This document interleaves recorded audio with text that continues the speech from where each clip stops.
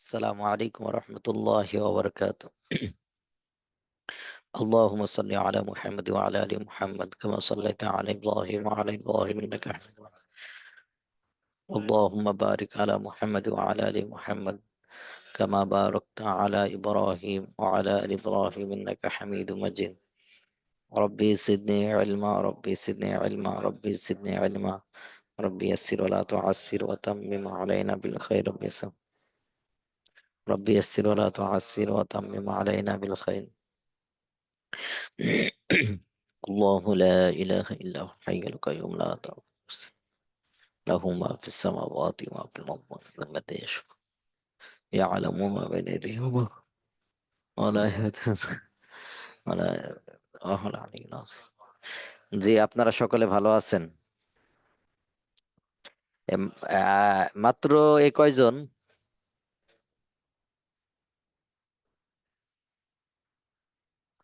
জি, ভাইদের ভিতরে একজন হ্যান্ড রেজ করেন যিনি কথা বলবেন।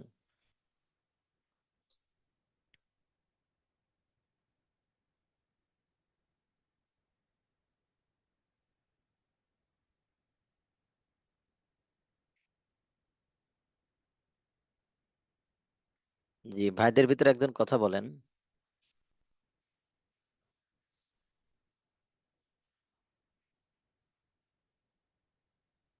কেউ নাই ভাইদের ভিতর কথা বলার। হ্যান্ড রেজ করেন, হ্যান্ড রেজ করেন।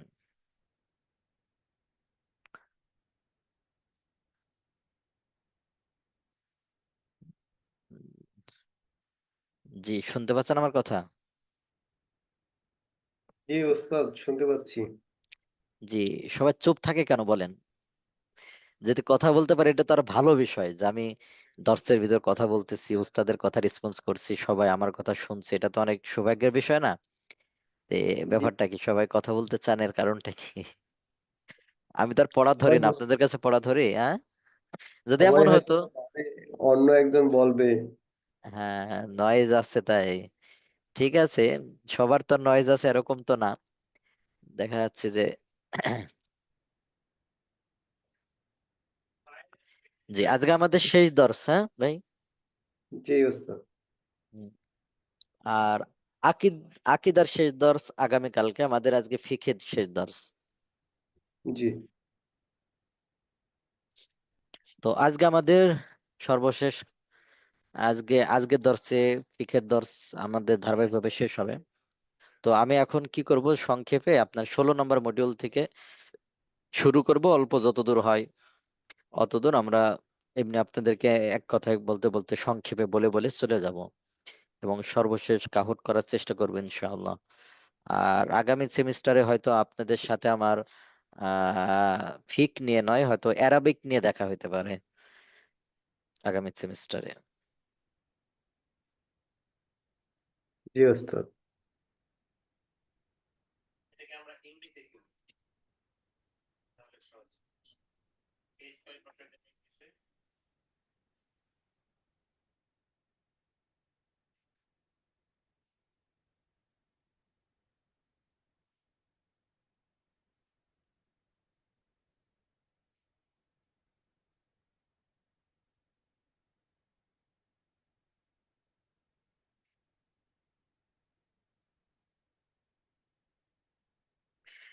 জি, 16 নম্বর মডিউলে আমরা যেটা পড়েছিলাম, ইস্তেহাজার আহকাম।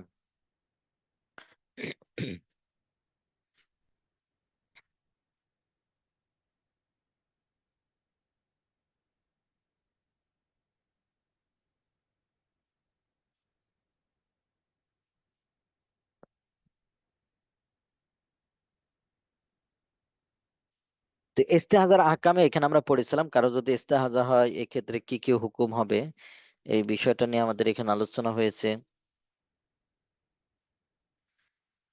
তো এখানে আমরা যে বিষয়টা করেছি, যে আমরা তিনটা কয়েকটা শব্দ পড়ছি। 1 নম্বর হলো হাইজ। হাইজ বলা হয় যে মহিলারা প্রত্যেক মাসে যে অসুস্থ হয় বা নামাজ থাকে না, এটাকে হাইজ বলা হয়। নেফাজ বলা হয় সন্তান প্রসবের পর যে নামাজ থাকে না সর্বোচ্চ 40 দিন, এটাকে। আর ইস্তেহাজা বলা হয় হাইজ এবং নেফাজ ছাড়া এমনি যেটা বের হয়, রক্ত আসে, এটাকে ইস্তেহাজা বলা হয়। তো ইস্তেহাজার ক্ষেত্রে মহিলারা প্রত্যেক নামাজের ওয়াক্তের সময় ওয়াক্ত শুরু যখন হবে তখন অজু করে নেবে এবং কোথাও নাপাকি থাকলে নাপাকিটা পরিষ্কার করে নেবে। এই বিষয়টা নিয়ে আমাদের আলোচনা হয়েছিল।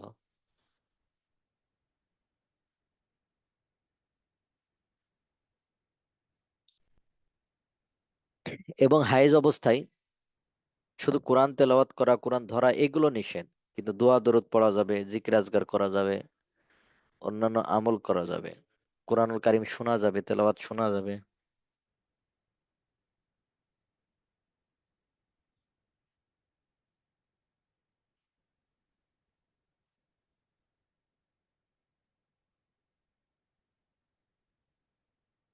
জি।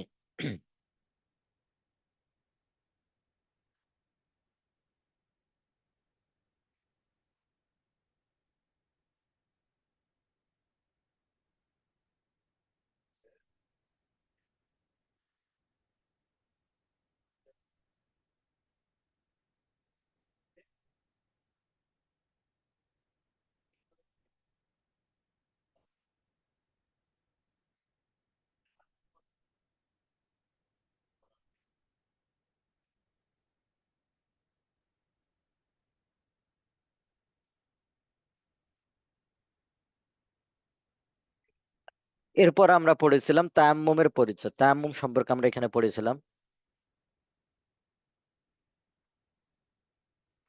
তো তায়াম্মুম হলো যে কখনো দেখবেন অনেক সময় পানি থাকে না, অথবা পানি পাওয়ার পরেও ডাক্তার কোনো কারণে পানি ব্যবহার করতে নিষেধ করে দিয়েছেন।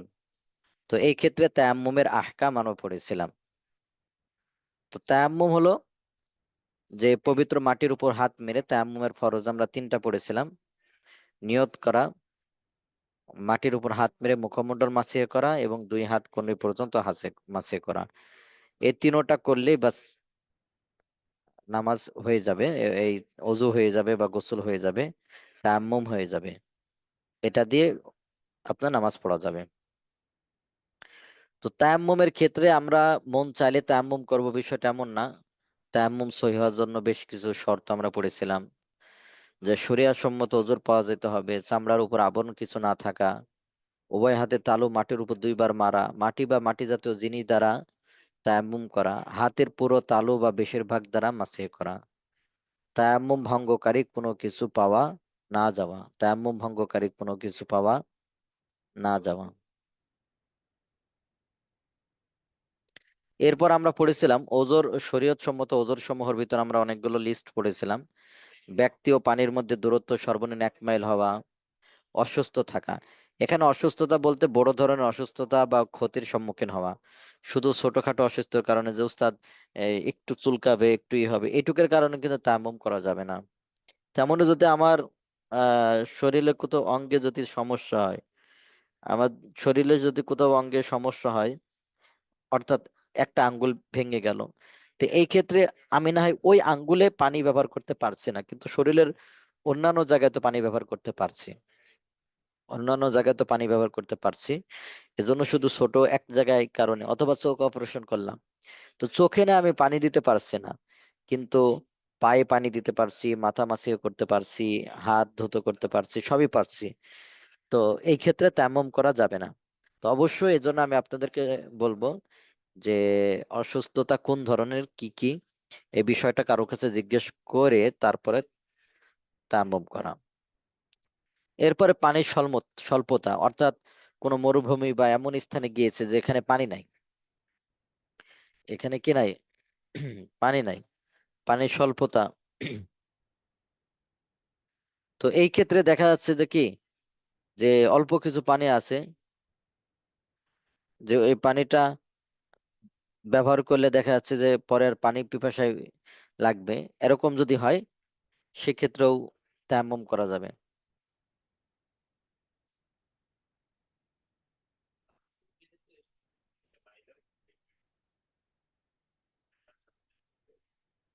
এরপর পানি থাকা সত্ত্বেও না নাগালে পাওয়া, যে পানি আছে কিন্তু নাগালে পাওয়া যাচ্ছে না, যেমন মনে করেন,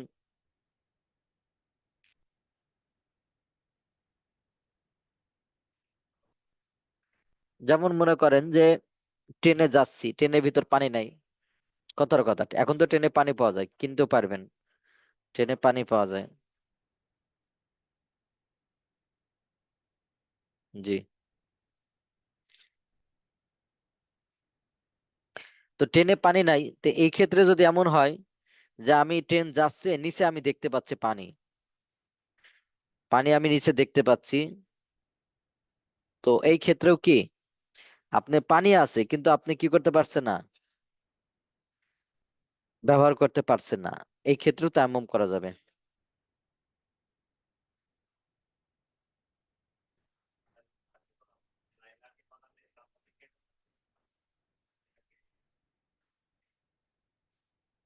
তেমনি ভাবে কোন পানি আছে কিন্তু শত্রুর ভয় আছে, শত্রুর ভয় আছে যে আমি পানি করতে গেলে শত্রু কি করতে পারে, আমাকে হত্যা করতে পারে বা বড় ধরনের ক্ষতি করতে পারে।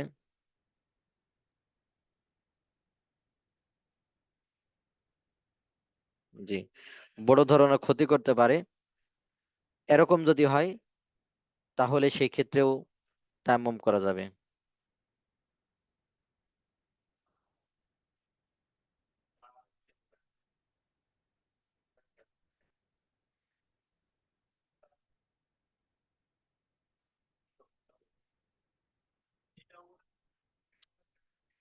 তেমনি ভাবে জানাজা এবং ঈদের সালাতের সময় যদি খুবই কম থাকে, জানাজা এবং ঈদের সালাতে যদি খুব সময় যদি খুবই কম থাকে, এই ক্ষেত্রে তায়াম্মুম করা যাবে। এবং তায়াম্মুম সহি হওয়ার জন্য এখানে অনেকগুলো ইয়ে আছে। তো তার ভিতরে তায়াম্মুম কি কি জানিস, যারা করা যাবে, তো তায়াম্মুম মাটি বা মাটি জাতীয় জিনিস দ্বারা করা যাবে, ইট, চীনামাটি, কাদামাটি ইত্যাদি দ্বারা তায়াম্মুম করা যাবে। তবে কাঁচ বা প্লাস্টিক এই জাতীয় কোনো জিনিস দ্বারা তায়াম্মুম করা যাবে না। তো তায়াম্মুমের ফরজ হলো তিনটা পড়েছিলাম: নিয়ত করা, পুরো চেহারা মাছিয়ে করা, উভয় হাত কনুই পর্যন্ত মাছিয়ে করা। নিয়ত করা, পুরো চেহারা মাছিয়ে করা, উভয় হাত কনুই পর্যন্ত মাছিয়ে করা।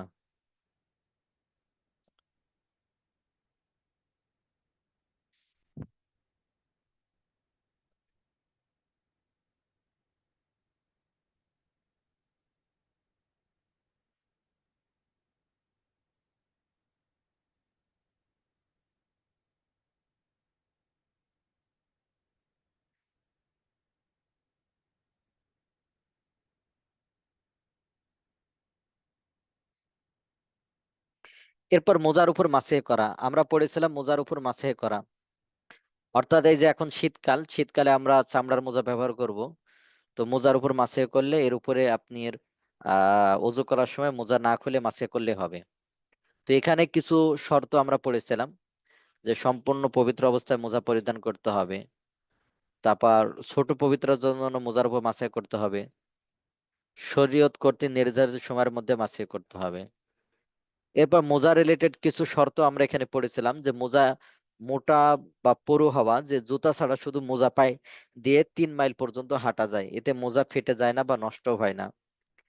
পায়ের সাথে কোনো জিনিস বাধা ছাড়াই তা লেগে থাকে, পায়ের সাথে কোনো জিনিস বাধা ছাড়াই তা লেগে থাকে, তা পরিধান করে হাঁটা যায়।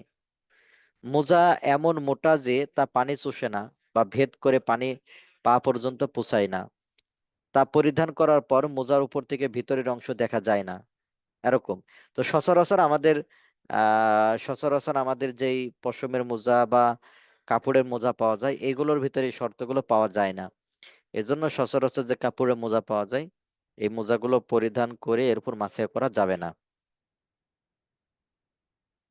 তো মাসে ফরজের কথা আমরা পড়েছিলাম যে 3 আঙ্গুল পরিমাণ দিয়ে টান দিবে, এরকম টান দিবে, এটা আমরা পড়েছিলাম মাসে ভঙ্গকারী। এরপর আমরা এখানে পড়েছিলাম যে কেউ যদি এখন করে যে আমি হিজাবের উপর মাসিহ করব, মাথা মাসির পরিবর্তে হিজাবের উপর মাসিহ করব, এটা হবে না। মাথা মাসের পরিবর্তে হিজাবের উপর মাসিহ করলে কি হবে না, টুপির উপর মাসিহ করলে এটাও হবে না।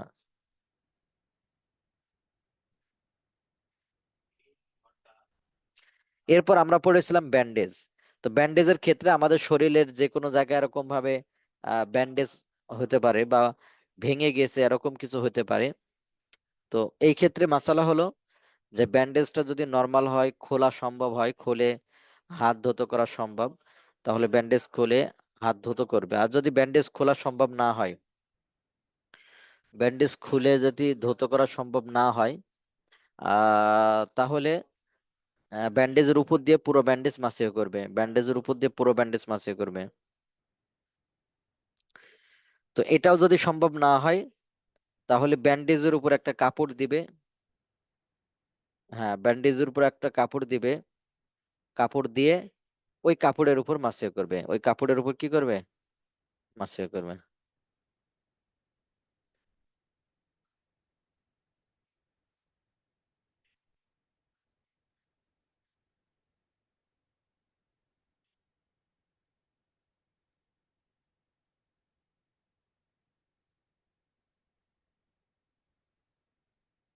যেমন মনে করেন কারো চোখ, চোখ ক্ষত হলো, তো চোখ ওখানে দেখে, যদি চোখ অপারেশন করা হয়েছে, তো চোখের উপর একটা পটি বাঁধানো হয়েছে, তো ওই পটির উপরে যদি মাসে করা সম্ভব হয় সরাসরি মাসে করবে। আর যদি মাসে করা সম্ভব না হয় তাহলে কি করবে, একটা কাপড় ওর উপর দিয়ে, চোখের উপর দিয়ে ওই তার উপর মাসে করবে।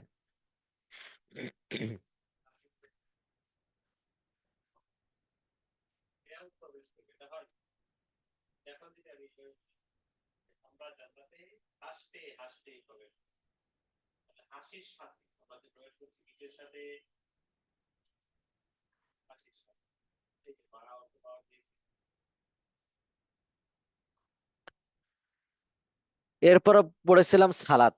তো সালাতের পরিচয়, সালাতের এখানে আমরা পরিচয় পড়ছিলাম দোয়া করা, ক্ষমা প্রার্থনা করা, দরুদ পাঠ করা, রহমত ইত্যাদি। তো কোরআনুল কারিমে, এই যে কে যেন ভাই বলতেছিলেন যে উস্তাদ পাঁচ ওয়াক্ত নামাজের কথা আছে কিনা, হ্যাঁ পাঁচ ওয়াক্ত নামাজের কথাই যা আছে, এভাবে করে আমরা পড়েছি যে কোরআনুল কারিমে পাঁচ ওয়াক্ত নামাজের কথা আছে।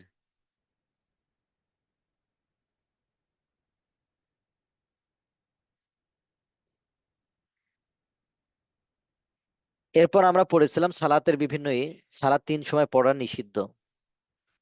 তিন সময় সালাত পড়া নিষিদ্ধ: সূর্যোদয়ের সময়, যখন সূর্য উঠবে তখন নামাজ পড়া নিষিদ্ধ; সূর্য ঠিক যখন মাথার উপরে থাকবে তখন নামাজ পড়া নিষিদ্ধ; এবং সূর্য যখন অস্ত যায়, সূর্য যখন ডুবে যায় তখনও নামাজ পড়া নিষিদ্ধ।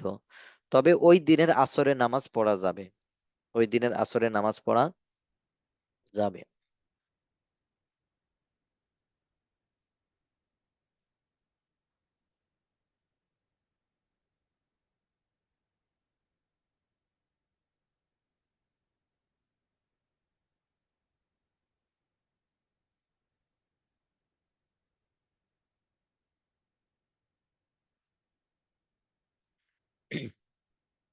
এরপর আমরা পড়েছিলাম সালাতের ভিতর কি কি মাকরু, কখন কখন নামাজ পড়া মাকরু। এখানে আমরা পড়েছিলাম যে ফজরের নামাজের ওয়াক্ত যখন হয়ে যাবে তখন ফজরের নামাজের আগে পরে যাই হোক সূর্য ওঠার আগ পর্যন্ত ফজরের 2 রাকাত সুন্নাত আর ফজরের 2 রাকাত ফরজ ছাড়া অন্যান্য নামাজ পড়া মাকরু, অন্যান্য নফল নামাজ পড়া মাকরু।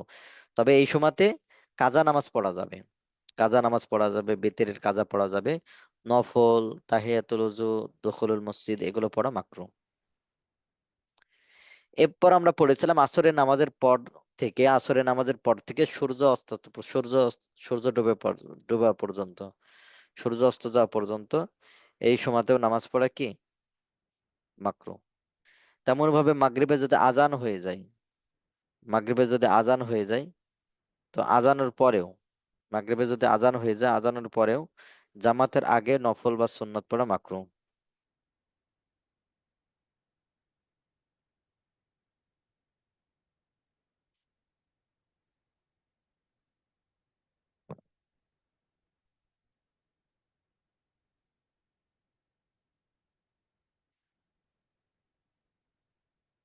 এরপর ইমাম সাহেব যখন খুতবার জন্য দাঁড়াই যাবে তখনও নামাজ পড়া কি মাকরু, একামতের সময়। এরপর আমরা পড়েছিলাম যে ফজরের নামাজের একামতের ক্ষেত্রে কি হবে। তো ফজরের নামাজের একামতের ক্ষেত্রে আমরা পড়েছিলাম, জি ফজরের নামাজের একামতের ক্ষেত্রে আমরা পড়েছিলাম যে ওই নামাজটা যেহেতু গুরুত্বপূর্ণ এবং ওই নামাজটার কি আছে, সুন্নত নামাজের একটা গুরুত্বপূর্ণ এজন্য এই ক্ষেত্রে ফজরের নামাজের ক্ষেত্রে সুন্নতটা যদি পড়া সম্ভব হয় তাহলে খুব দ্রুত পড়ে নেবে।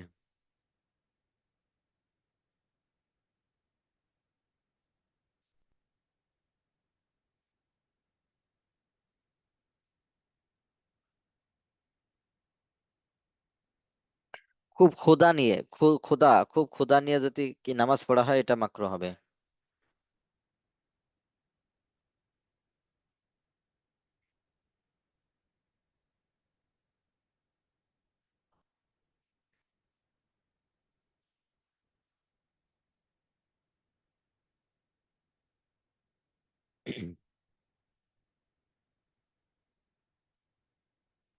তো প্রচন্ড ক্ষুধা, এই অবস্থায় এভাবে নামাজ পড়া এটাও মাকরু হবে। প্রচন্ড ক্ষুধা নিয়ে নামাজ পড়া এটাও কি হবে?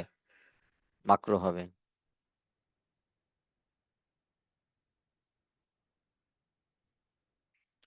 প্রস্রাব পায়খানার চাপ নিয়ে, প্রস্রাব পায়খানার চাপ নিয়েও নামাজ পড়া মাকরু হবে। তেমনি ভাবে নামাজে একাগ্রতা নষ্ট করে দেয়, নামাজে একাগ্রতা নষ্ট করে দেয় এরকম এমন জিনিস সামনে নিয়ে বা ই করে নামাজ পড়াও কি হবে? মাকরু হবে।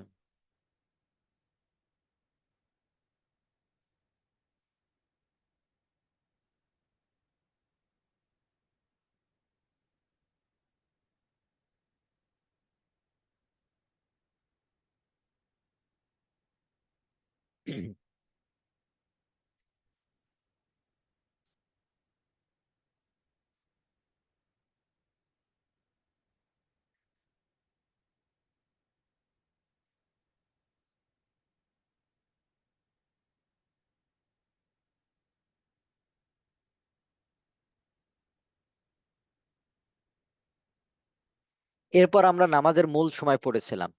নামাজের সময় এখান থেকে পড়েছিলাম যে ফজরের নামাজের ওয়াক্ত শুরু হলো যখন সূর্য সুবে সাদেক উদয় হবে, আর সূর্য অস্তাস্ত পর্যন্ত এটা নামাজের শেষ সময়, মানে সূর্য উদয় হওয়া পর্যন্ত।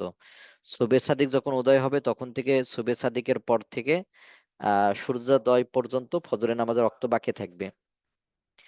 আর এই ফজরের নামাজের পুরো সময়টাকে দুই ভাগ করা হয়। একটা হলো গালাস, যেটা অন্ধকার থাকতে, আর একটা হলো ইসফার।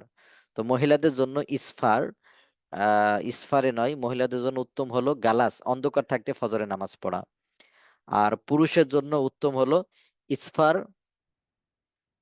পুরুষের জন্য হলো উত্তম হলো ইসফার, অর্থাৎ একটু পরিষ্কার হয়ে গেলে তখন ফজরের নামাজ পড়া।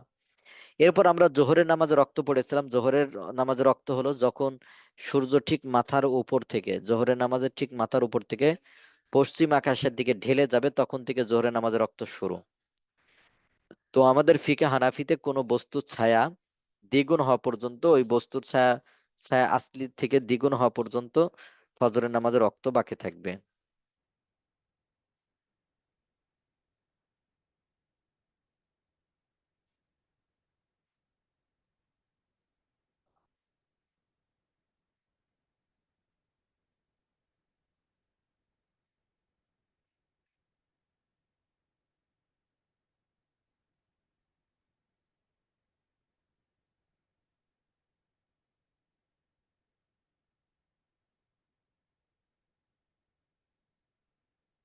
এরপর আসরের সালাতের সময়, তাহলে যখন জোহরের নামাজ যে সময় শেষ হবে, যখন জোহরের নামাজের সময় শেষ হবে তখন থেকে আসরের নামাজের রক্ত শুরু। জোহরের নামাজের রক্ত ই হলে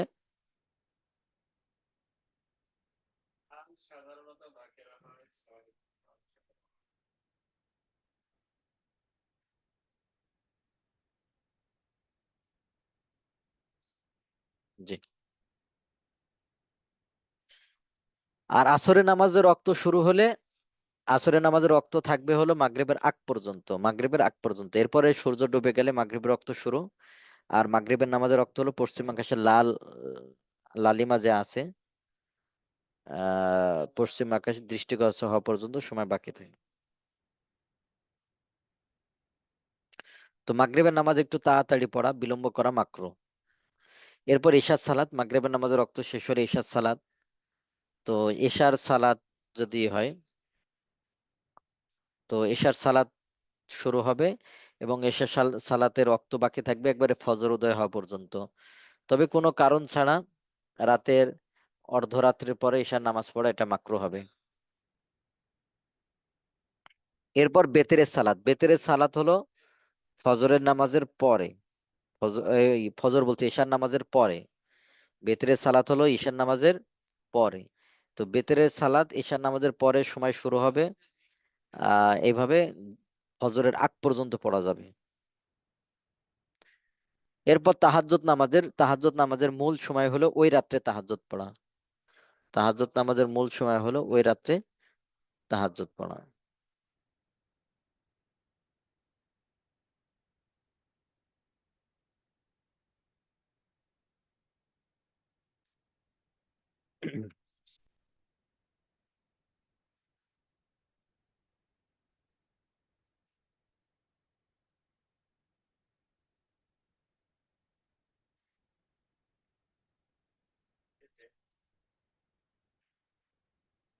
এরপর আমরা পড়েছিলাম সালাতের মুস্তাহাব সময়, কোন কোন সালাত পড়া, কখন কখন নামাজ পড়া মুস্তাহাব।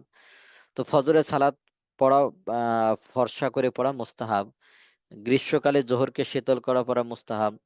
আসর একটু দেরি করে পড়া মুস্তাহাব। মেঘাচ্ছন্ন দিনে আসর তাড়াতাড়ি পড়া মুস্তাহাব। মাগরিবের সালাতের মুস্তাহাব সময় একটু তাড়াতাড়ি পড়া। এশা সালাতের মুস্তাহাব সময় হলো রাত্রে 1/3 পর্যন্ত লম্বা করা। তো আমাদের ভিতরে অনেকে দেখবেন এই ধারণা যে আওয়াল অক্ত, অর্থাৎ অক্ত আসার সাথে সাথে নামাজ পড়াই মনে হয় বেশি সওয়াব। এরকম একটা ধারণা আছে কিনা বলেন দেখি ভাই, শুনতে পাচ্ছেন আমার কথা? অনেকে বলেই দেখবেন যে আওয়াল ওয়াক্তে নামাজ পড়তে হবে, বলে না? জি জি। তো আসলে আওয়াল ওয়াক্তে আসার সাথে সাথে নামাজ পড়া বেশি সওয়াব না যদি এটাই হয়, তাহলে ফজরের নামাজের ওয়াক্ত কখন আসে?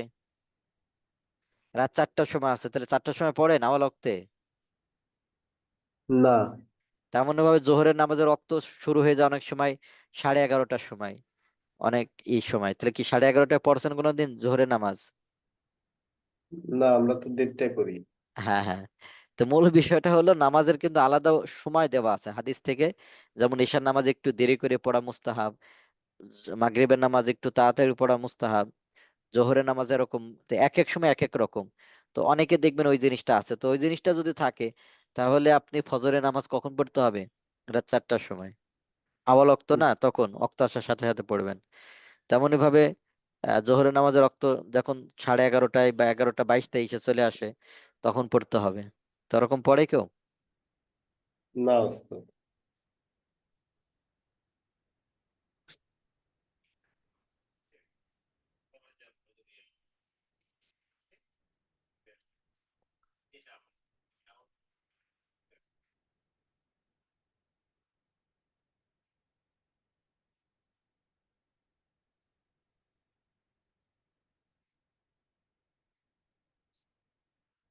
ও, একজন বলছে জাপানে নামাজ পড়েছি, তাই জাপানে নামাজ পড়ছেন?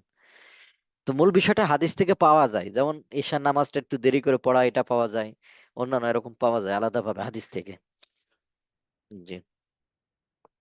এরপর আমরা পড়েছিলাম আজান একামত। আজান হলো যেটা নামাজের আগে ঘোষণা দেওয়া হয় যে অক্ত হয়ে গেছে, এটা আজান বলা হয়। আজানের বাক্যগুলো আমাদের ফিকে হানাফিদের জোড়া জোড়াই বলে। এরপর একামত, যেটা জামাত শুরু হওয়ার আগে যেটা বলে সেটা হলো একামত। তো এরপর আমরা পড়েছিলাম যে আজানের বিষয়ে, যে মুয়াজ্জিন পুরুষ হতে হবে, মহিলা আজান শুদ্ধ হবে না, মহিলা জায়েজ নয় মহিলার আজান দেওয়া, মুয়াজ্জিন সম্পৃক্ত হওয়া, এখন আরো অনেক কিছু বিষয় আমরা পড়েছিলাম। এগুলো আপনারা পরবর্তীতে মুখস্থ করে নেবেন ইনশাআল্লাহ।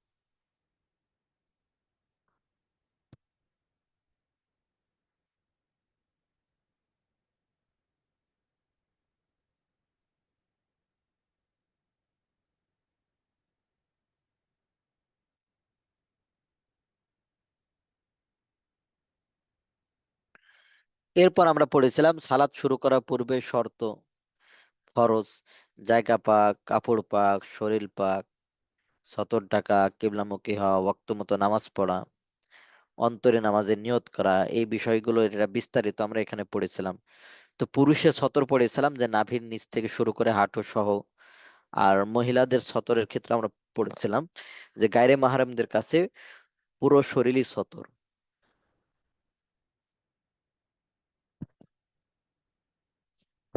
গায়রে মাহরামের সামনে পুরো শরীর ঢেকে রাখতে হবে। আর নামাজের ক্ষেত্রে চেহারাটা 2 হাতের কবজি পর্যন্ত এবং পায়ের পাতা পর্যন্ত খোলা রাখা যাবে।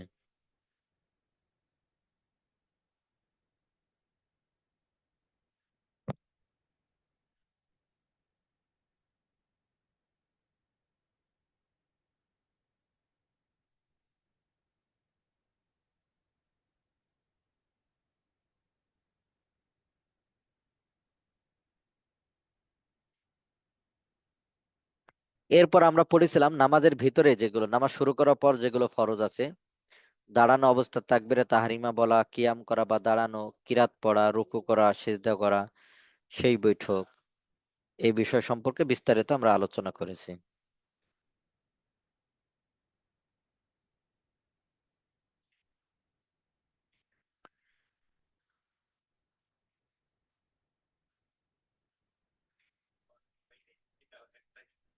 এরপর আমরা সালাতের ওয়াজিব নিয়ে পড়েছিলাম, যে নামাজের ভিতরে কি কি ওয়াজিব, এই বিষয়টা লম্বা চড়া আলোচনা আমরা করেছিলাম। তো আজকে যেহেতু সময় সংক্ষেপ, তো আমরা আর বিস্তারিত আলোচনা করতে চাচ্ছি না।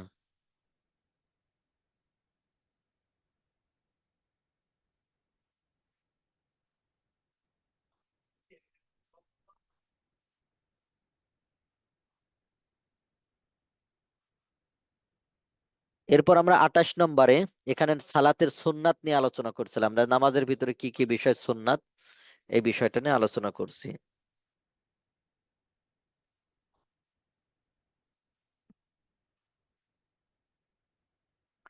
এরপর আমরা নামাজের ভিতরে মাকরু কি কি, এবং নামাজের ভিতরে নামাজ ভঙ্গের কারণ, এই বিষয়টা নিয়ে আলোচনা করছি। তো আজকে আমাদের এই পর্যন্ত থাকবে। আমরা খালি জাস্ট একবার করে টাচ করে গেলাম। তো আমাদের এই পরীক্ষাতে মডিউল 1 থেকে শুরু হবে, 1 থেকে একবারে 30 নম্বর মডিউলের ভিতর থেকে প্রশ্ন আসবে। তবে প্রশ্ন বেশি আসবে হলো 16 থেকে 30 পর্যন্ত বেশি আসবে। এজন্য 16 থেকে 30 পর্যন্ত ভালো করে পড়বেন। এখন আমরা একটু কাহুটে জয়েন করে তারপর আমরা কিছু নসিহা শুনে শেষ করে দেব ইনশাআল্লাহ। জি, যেহেতু আজকে ফিকের শেষ দর্স, তো সামনে তো হয়তো আর ফিক আপনাদের সাথে আর ইয়ে হবে না, আজকে শেষ দর্স। এরপর কিছু নসিহা করে আপনাদের শেষ করে দেব।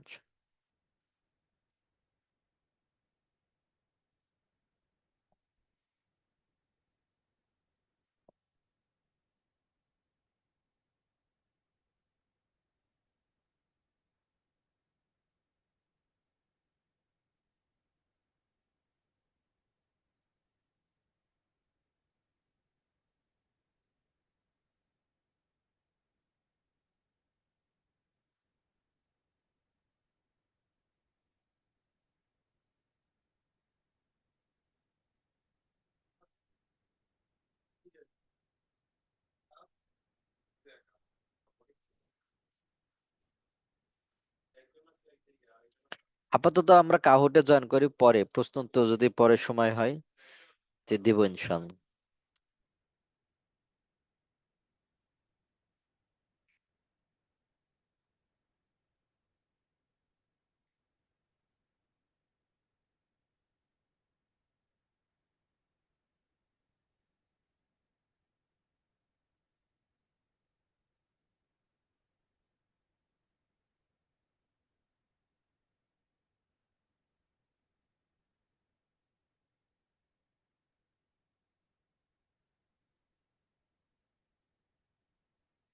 ফিক দিত ক্লাস কি আপনি নেবেন না? আগামী সেমিস্টারে নাই। আগামী সেমিস্টারে আল্লাহ তাআলা তৌফিক দান করলে অ্যারাবিক নিয়ে থাকবো আপনাদের সাথে, অ্যারাবিক।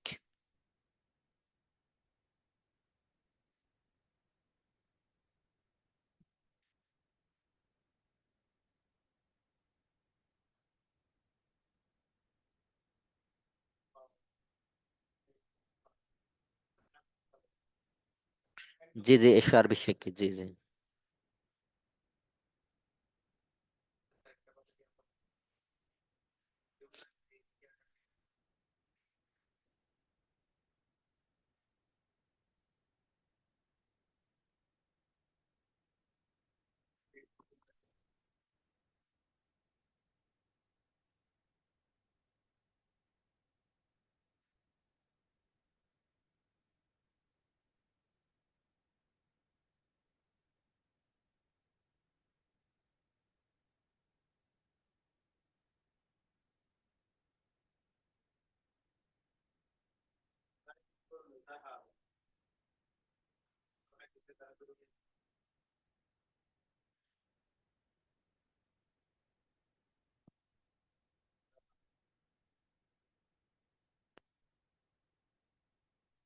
জি, একটু দ্রুত জয়েন করি।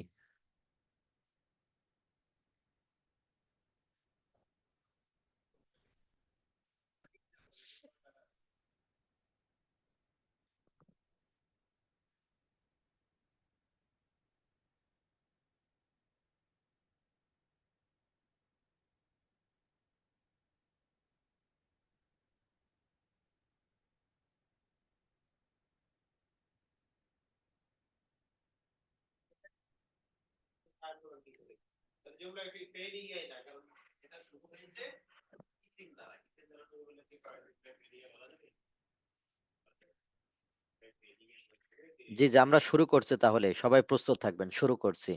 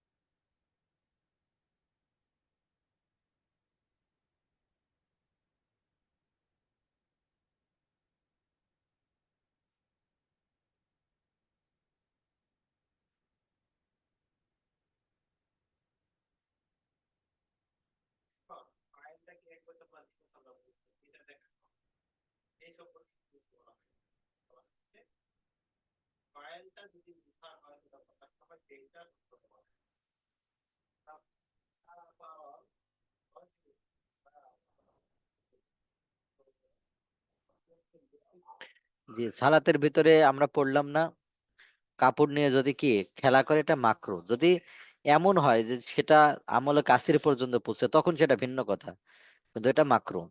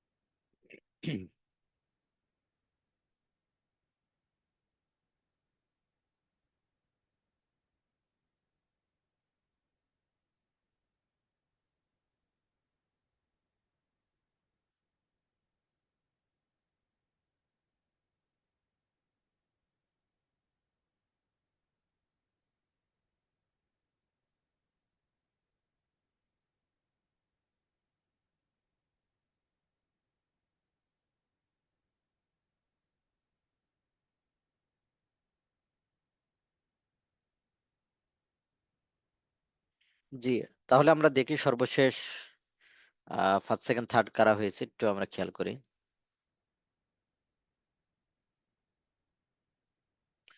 তৃতীয় স্থান হচ্ছে 249, দ্বিতীয় স্থান 80, প্রথম স্থান অধিকার করেছে কে দেখা যাক, 30।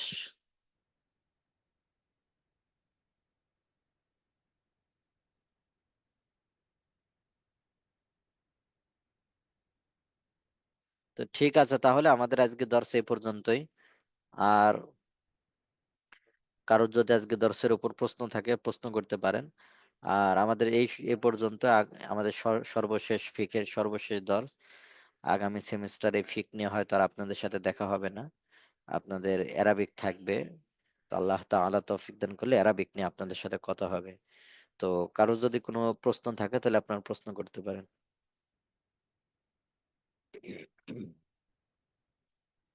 আর আমরা একে অপরকে মাফ করে দেব, একে অপরকে ক্ষমা করে দেব আসলে। ক্ষমা সুন্দর দৃষ্টিতে দেখবেন। দেখা যাচ্ছে যেভাবে পড়ানো দরকার ছিল হয়তো এভাবে করতে পারেনি, ত্রুটি ছিল, এজন্য আপনারা ক্ষমা সুন্দর দৃষ্টিতে দেখবেন।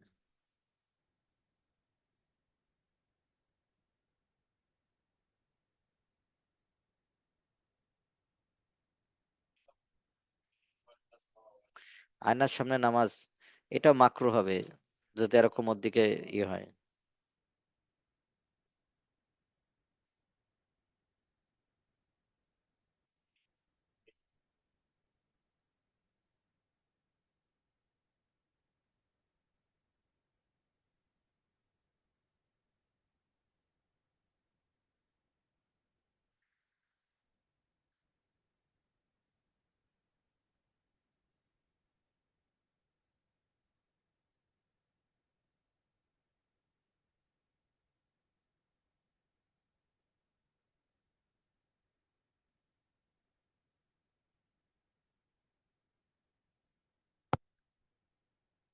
জি, কারো কোনো প্রশ্ন থাকলে আমরা প্রশ্ন করতে পারি।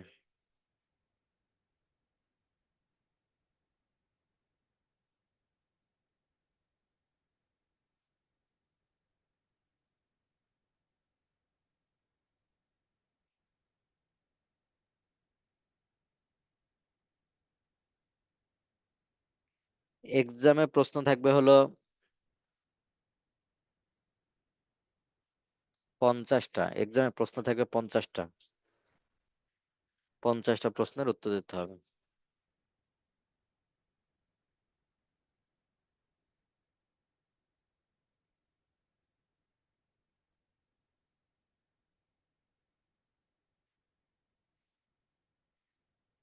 জি,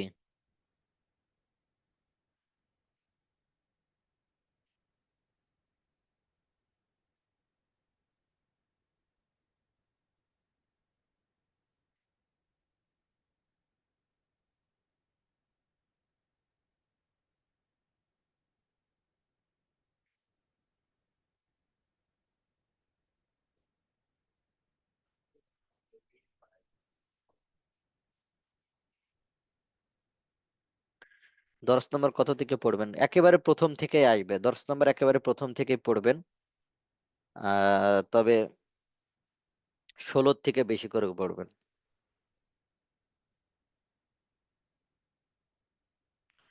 16 থেকে বেশি করে পড়বেন।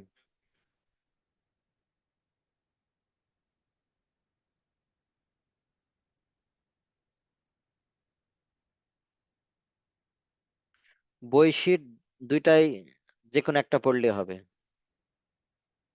জি জি, বই এবং শিট আমরা এমন ভাবে প্রশ্ন করেছি যে আপনারা দুইটা যে কোনো একটা পড়লে পারবেন।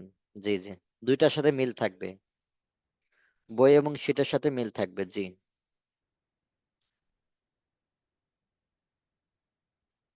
নাজাসাতে খফিফা থেকে পাক হওয়ার উপায়টা বললে ভালো হতো। ধুয়ে ফেলবেন।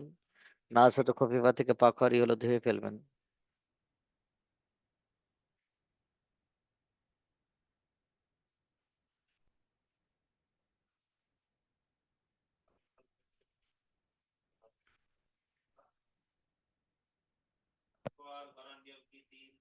জি, আর কারো কোনো প্রশ্ন আছে?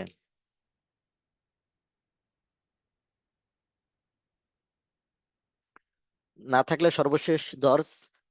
তো আবারও বলতেছি ক্ষমা সুন্দর দৃষ্টিতে দেখবেন। আপনাদের সাথে এতদিন ফিক নিয়েছিলাম, আর আকিদারও খণ্ডকালীন আছি। তো যেভাবে পড়ানোর দরকার ছিল হয়তো ওইভাবে হক আদায় করতে পারি না, এদের ক্ষমা সুন্দর দৃষ্টিতে দেখবেন।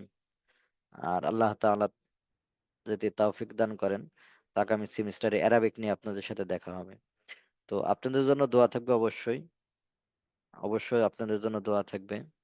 আল্লাহ তাআলা আপনাদের কবুল করেন।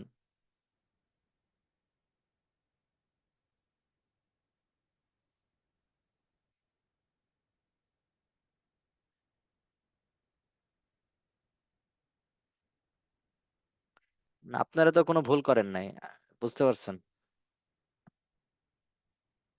মানে সবার জন্য দোয়া করি, সবার পরিবারের জন্য দোয়া করি, আল্লাহ তাআলা সবার পরিবারকে কবুল করে। জি, জি।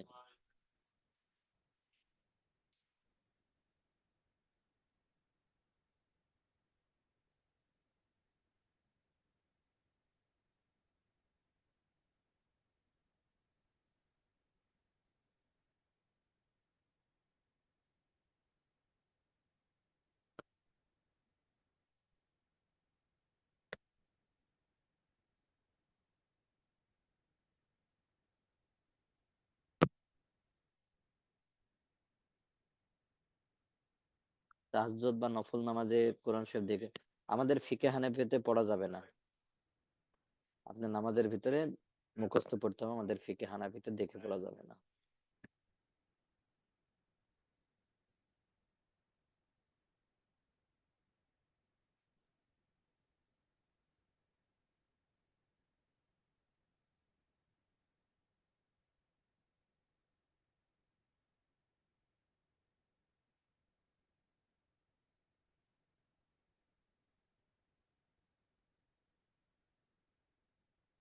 যারা অবিবাহিত তাদের জন্য বেশি করে দোয়া করে, তাই।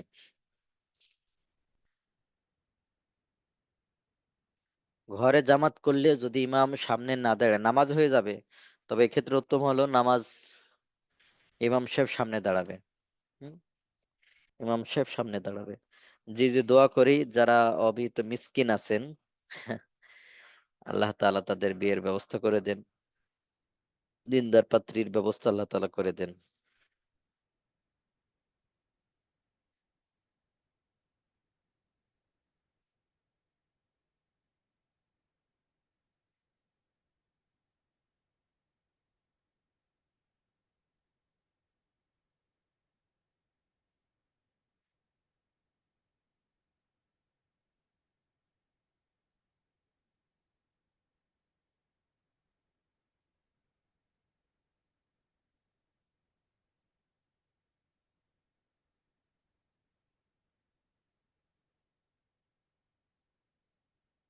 জি জি, সবাই সবাইকে মাফ করে দেব, সবাই সবাইকে মাফ করে দেবেন ইনশাআল্লাহ।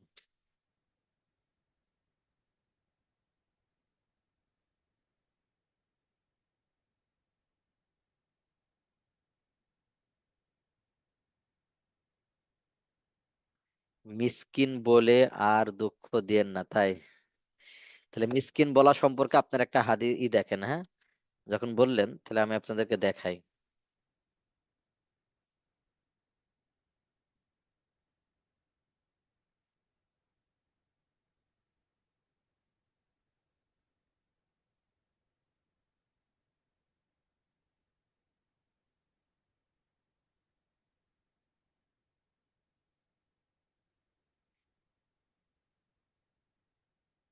মোবাইল নাম্বারটা সিয়ার ভাইয়ের কাছ থেকে নিয়ে নিন, হ্যাঁ,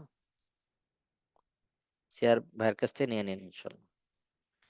এই যে একটা ফতোয়া দিলাম, ফতোয়াটা দেখবেন, আমি এখানে দেখাই দিচ্ছি আপনাদের।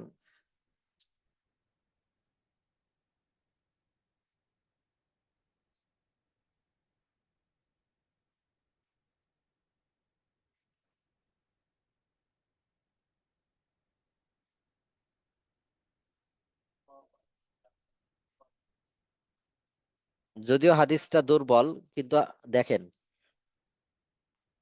হাদিস একটা আছে দুর্বল, জয়ীফ, হ্যাঁ, মাউজু না, জয়ীফ। এই যেখানে,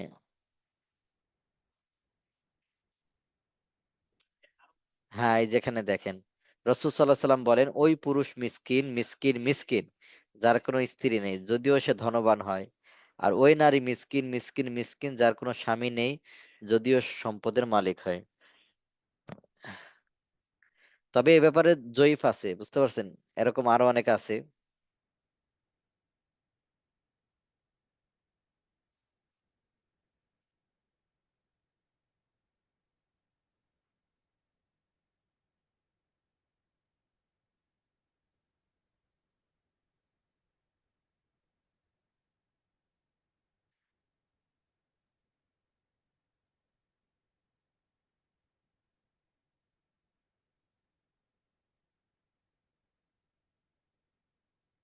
জি, জাজাকুমুল্লাহ, জাজাকুমুল্লাহ। তা আসলে ভাই আমরা একে অপরকে মাফ করে দেব। দেখেন অনেকজন প্রথম অনেকজন কিন্তু আপনাদের প্রথম দর্শে দেখছেন উপস্থিত ছিল, ভর্তি হয়েছিল। এই যে আপনাদের এখন আজকে 63 জন 62 জন উপস্থিত, এক সময় দেখেন এখানে কতজন ছিল, প্রায় 200-র কম বেশি ছিল। হুম, 200-র কম বেশি ছিল, কিন্তু বর্তমানে দেখেন মাত্র কয়জন, 62 জন আছে।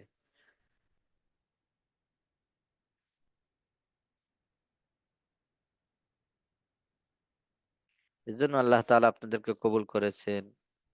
এই তো ঠিক আছে তাহলে। তো নসিহা এখন না, নসিহা তো করলাম, নসিহা তো করি।